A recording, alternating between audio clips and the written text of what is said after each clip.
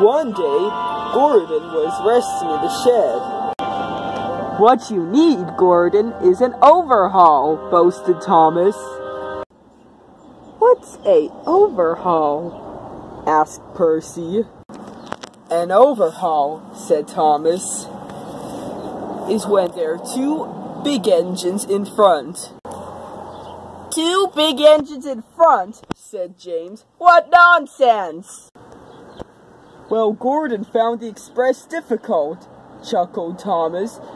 "Maybe both he and Henry could pull the express." Then James laughed. He chuckled. "Two engines pulling express coaches?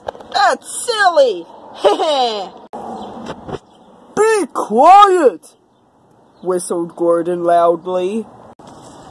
"Oops, sorry, Gordon," said Percy. "We don't want to be rude to you." "Well," said Gordon, "you just have to tell Sir Topham Hatt that I'm so annoyed now." "Sorry, Gordon," said Thomas.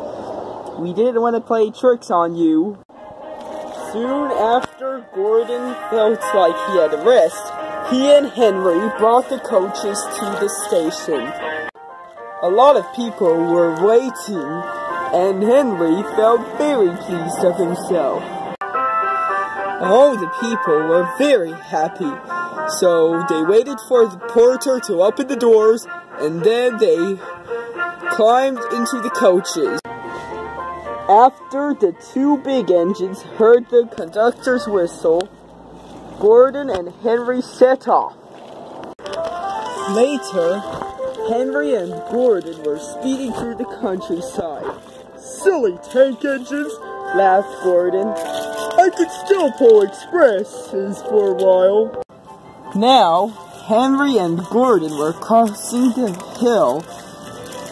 "Now what, Henry?" said Gordon. "I don't think we can go ever fast," said Henry.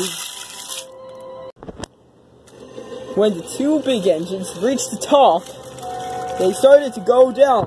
Suddenly, Gordon was out of control. Henry was scared. He had never gone fast. "Help!" cried Gordon.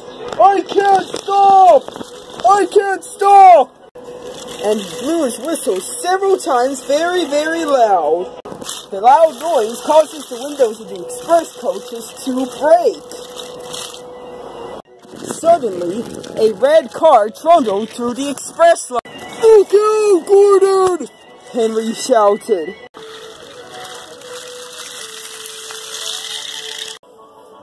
At the forest, the workmen were cutting down trees.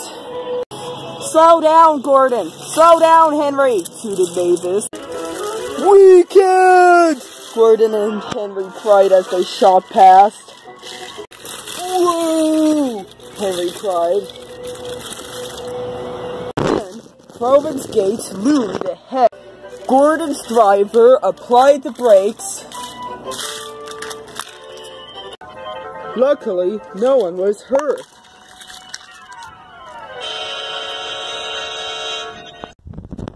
"Are you alright, Gordon?"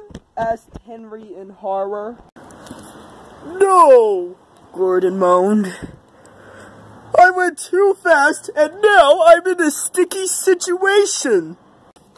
Later, Henry was uncoupled from Gordon, and he moved on to the other line out of the way. "Don't worry, Gordon," said Henry. "I'm sure you're okay, but now I could get to the next station," and he chortled away. At last, Gordon was back on the rails. He felt very foolish indeed. Edward took him to the Sodor Steamworks. Gordon had to stay at the washdown for a long time. It was hard to get the squishy, gooey fruit off of his boiler. Now, Henry had to take Gordon's place. Just then, Henry came to the sheds with bad news. "It's a shame," Henry said sadly. We're gonna miss Gordon. I know, Oliver said sadly. I wonder how long he's gonna get cleaned up. Yes, said James. I'll be glad to pull the express. And I also feel sorry for Gordon, too. A few days later, Gordon came back from the works as good as new. Gordon was very happy. Fastest and best, cleanest time, pull the express. That evening, when Gordon came home, the engines were happy.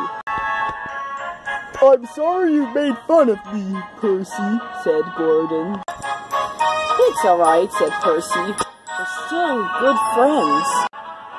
So Percy and Gordon agreed.